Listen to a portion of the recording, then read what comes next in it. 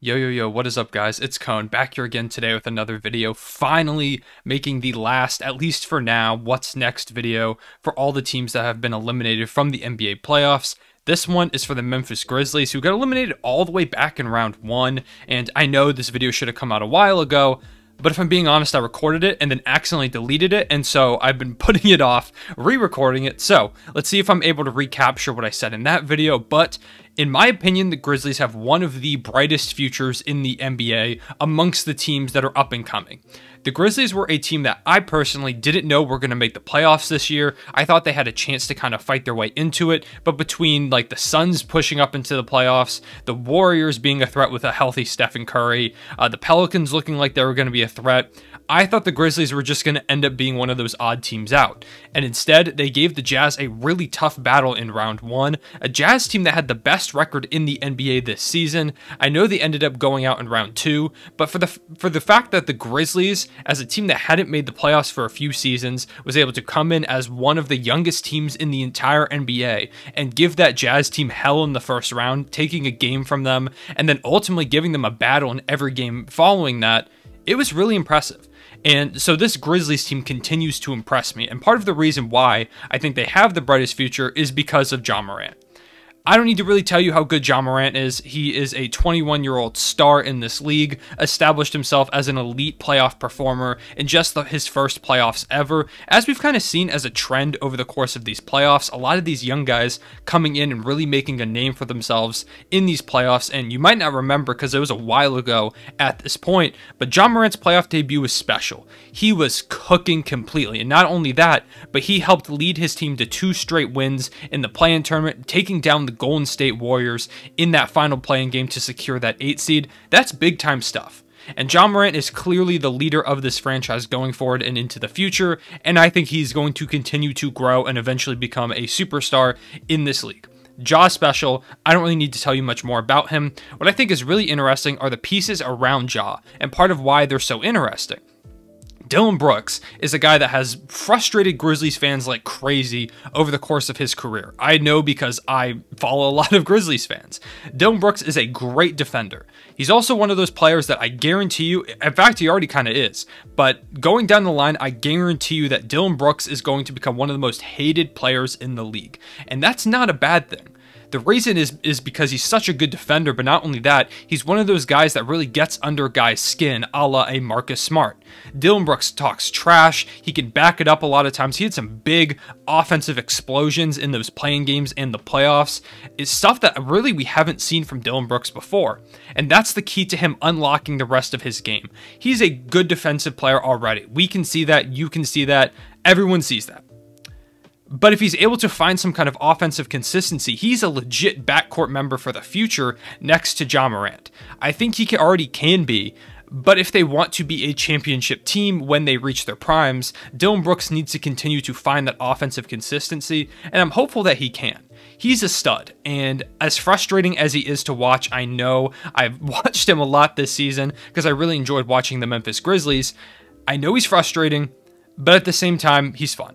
And so I think he's going to be an important piece going forward for them, only making $12 million next year and then $11.4 million the year after. I'm sure he's going to go for some big money in free agency down the line, but the fact that they have him wrapped up for just $12 million for the next couple seasons is a big win for this Memphis team. Then at center, they have one of the most underrated players in the entire NBA, and he is 29, so it's not like he's still young. But Jonas Valanciunas is so damn good, and he's a guy that I really don't think gets enough credit. A lot of times this season, any given night, Jonas Valanciunas was the Grizzlies' best player. I know he's not as flashy as Ja Morant. I know he doesn't have the name recognition of a Ja Morant, but Jonas Valanciunas a lot of nights was their best player. He can stretch the floor, he's a solid passer, he's a good rebounder, he can attack the basket. Jonas can do pretty much everything. And if he's able to stay like this for at least a few more seasons, that's really what's going to help these Grizzlies find their footing and make their rise up to the top of the West. He's kind of the key to this all. He's making $14 million next season, and then he's going to be a free agent. So next season is a big chance for him to earn a bag, and I think he's going to have a great year next year. And if you notice, as I'm mentioning these guys' contracts, they don't have a lot of money on the books. In fact, that Jonas Valanciunas contract for $14 million is the most that anyone on this Grizzlies roster will be making next year, barring free agent signings. So they have a ton of cap space. And from the way that they performed over the course of this season, and they're going to continue to have that cap space into the season following, free agents might start looking at Memphis as a place they might want to go. I know it's not a big free agent destination, but I really feel like how young this team is, how much potential they've shown. Other great role players like a Kyle Anderson talks about how he loves it in Memphis. D'Anthony Melton is a super underrated guy. If Jaren Jackson Jr., who's only 21 years old, is able to find the potential that I personally see in him, the Grizzlies are going to be terrifying in just a couple seasons. So I think that they're a team that could make a run at a big name free agent soon.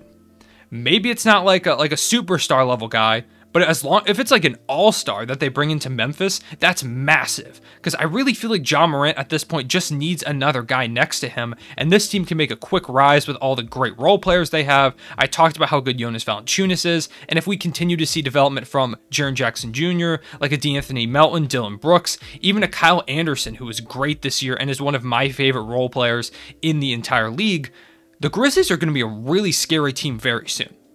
So that's what I think the outlook needs to be for this Grizzlies team. They need to show out next year. They already showed out this year. Show it again next year and show a free agent why they should join the Memphis Grizzlies. Ja Morant is a guy that I think people want to come play with and will want to come play with for the foreseeable future. So if they're able to attract someone next year and add on to what already is a pretty solid core with an extra external all-star talent, that's an incredibly bright future. So I think for the Grizzlies going forward, really they just got to keep the core intact. You don't need to make any big trades coming up. You could consider it. Maybe a star becomes available and you're willing to part ways with like a Jaren Jackson Jr., who I believe in personally. I think Jaren Jackson Jr. is a star at some point in his career. I think he's a defensive monster. I think he's going to find consistency hitting the three. He's going to continue to get better.